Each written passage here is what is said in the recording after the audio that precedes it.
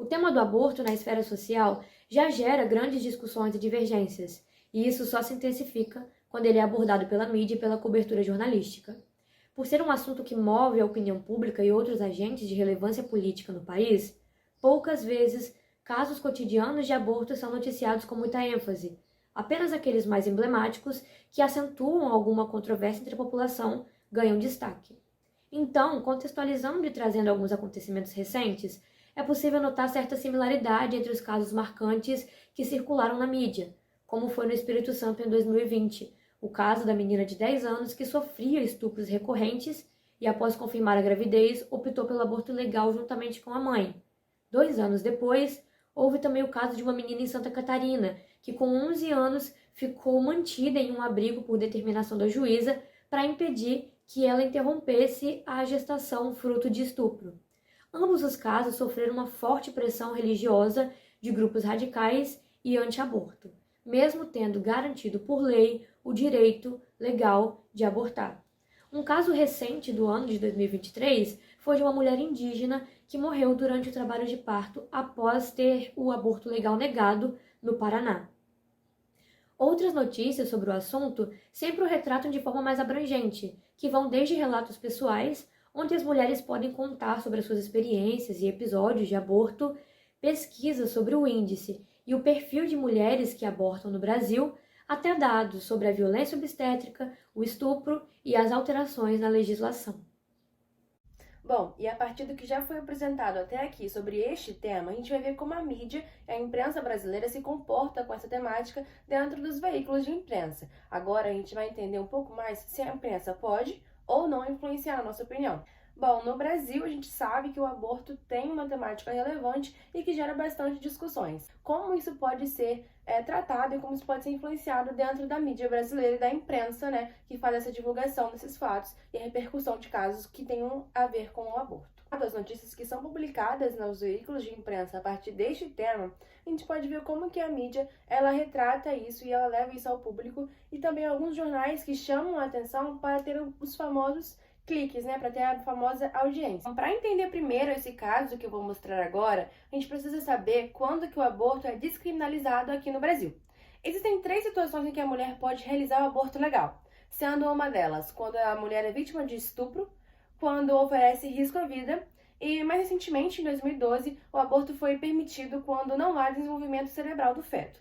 Essas são as 3 situações em que a mulher pode realizar o aborto legalizado.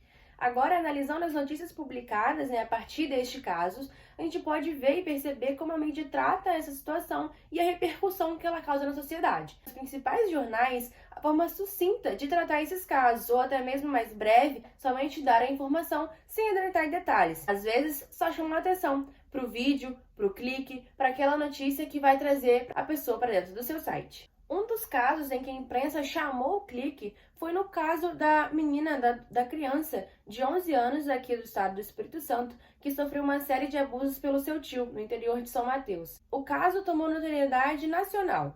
A família teve que sair do Espírito Santo para que a criança pudesse realizar o aborto. Lá, as pessoas fizeram uma roda de oração na frente do hospital. Foram nomeados como conservadores na internet por conta desse tipo de ação que eles fizeram.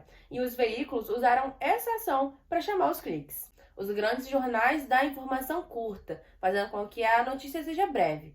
Mas em alguns outros, eles se aprofundam tanto que podem até causar adversas discussões que podem ou não ser verdade sobre o fato. E por isso é muito importante que a mídia trate de forma séria e concisa, precisa e com responsabilidade esses casos de aborto no Brasil.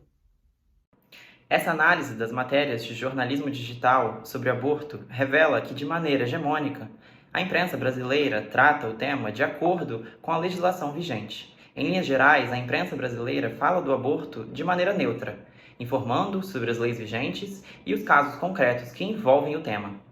Mas, em alguns casos, a imprensa também se posiciona criticamente em relação à criminalização do aborto, apontando os riscos que ela representa para a saúde pública e os direitos das mulheres.